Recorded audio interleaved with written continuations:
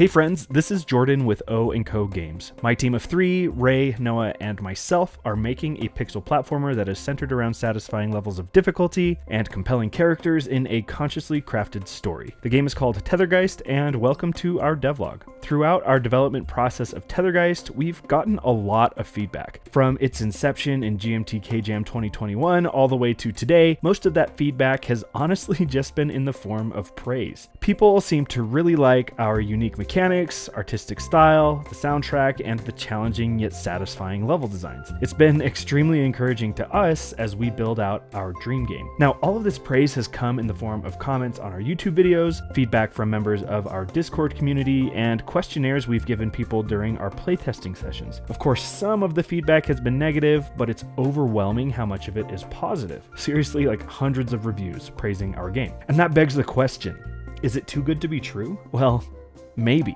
YouTube comments, Discord members, in-person playtesters, all of these channels of communication have one thing in common. That is, they're full of people who are part of our community. People who support our game and want us to succeed, many of which have previous experience playing our game. Now, don't get me wrong, all of the feedback from these channels is extremely valuable to us. A lot of it is not only positive, but still very constructive, and we do the best we can to elicit genuine responses. In our playtests, for example, we tell people to think aloud and to be brutally honest. But even so, I think there's an inclination to be kind when interacting directly with the developer, which honestly I totally appreciate. But what about people who don't know the developers? People who are just voicing their opinion to the public rather than to us directly. People who haven't seen our devlog series and have no clue what to expect when they first open Tethergeist. In other words, what about the overwhelming majority of our player base when the game is released? What did they have to say about Tethergeist, and what are their first impressions? Well, it can be a bit tough to find this information for a scrappy indie dev team like ourselves. We don't necessarily have the cash on hand to hire a third-party research consultancy to conduct formal studies with focus groups. Luckily, I think there's still a lot we can do to find this info. Recently, I discovered the true power of the Steam community tab. I'm not totally sure why, but it seems to me that players are more willing to be open about their negative opinions in this tab than they might be on, say, one of our YouTube videos or in our feedback forum on Discord. Whatever the reason, I'm super grateful for it. I found some pretty striking trends here and have made some fundamental changes to Tethergeist based on what I found. So in this devlog, I'll be going over what that feedback was and what we've done to Tethergeist to hopefully make a much more positive first impression with first-time players and just make the game significantly more fun to play.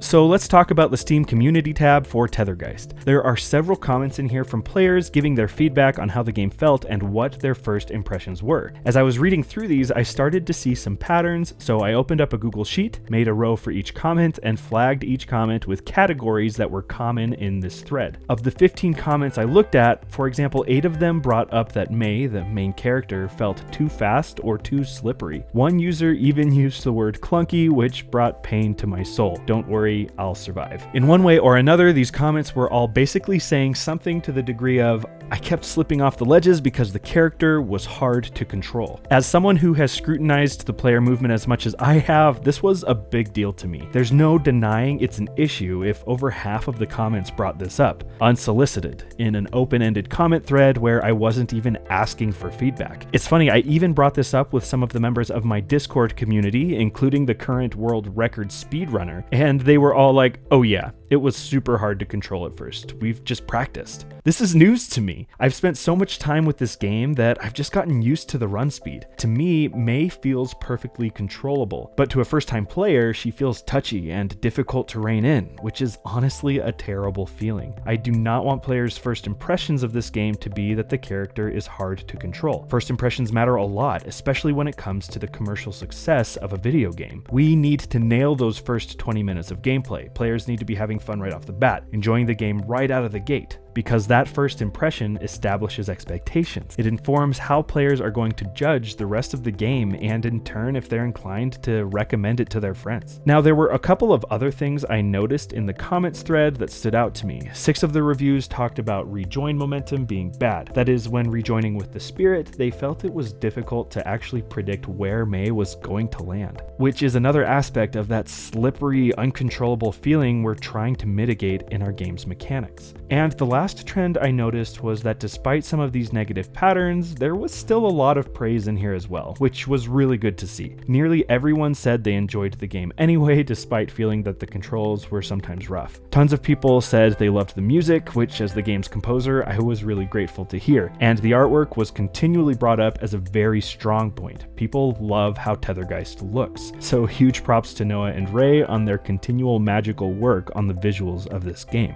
Anyway, with this list of findings organized, I looked at the two most prominent points of constructive feedback and made some choices. Clearly, May needs to slow down. Her run speed is leading people to slip off of ledges and feel uncontrollable. Her deceleration is also a bit too loose, taking about 12 frames to come to a complete stop after the player stops holding right. So after much testing and deliberation, I decreased May's maximum run speed from 3.8 pixels per frame to 2.75 pixels per frame, which is about 72% of her original run speed. If that seems oddly specific, well, it's because it is. I came to this number honestly over several hours as I tried to balance making May feel controlled without making her feel painfully slow. 2.75 seemed like as low as I could possibly go without hurting the fun factor of the game. I also tightened up her deceleration. Originally, May's speed decreased by 0.22 pixels per frame when the player stopped holding a direction. Now her speed decreases by 0.43 pixels per frame, which is nearly twice as quickly. So instead of taking 12 frames to completely stop running,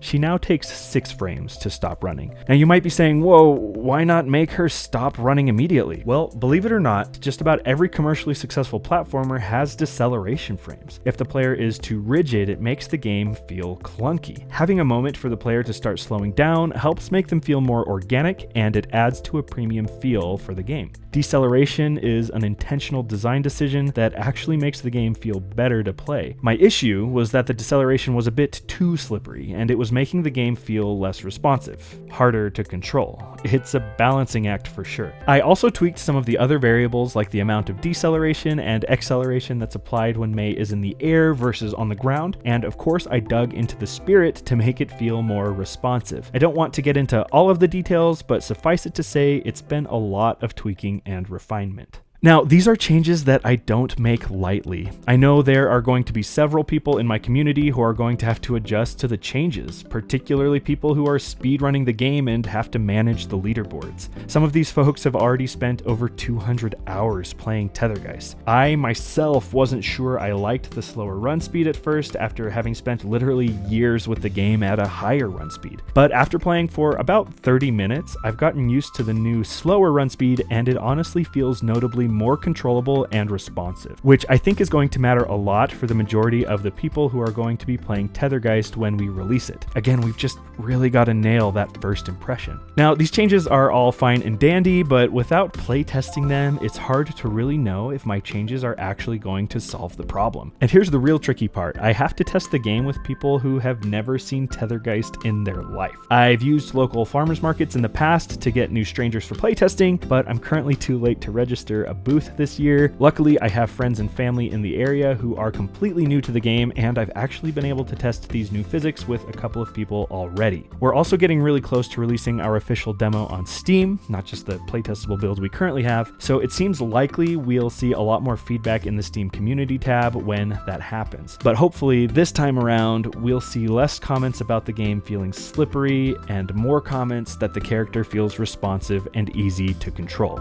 Wish us luck.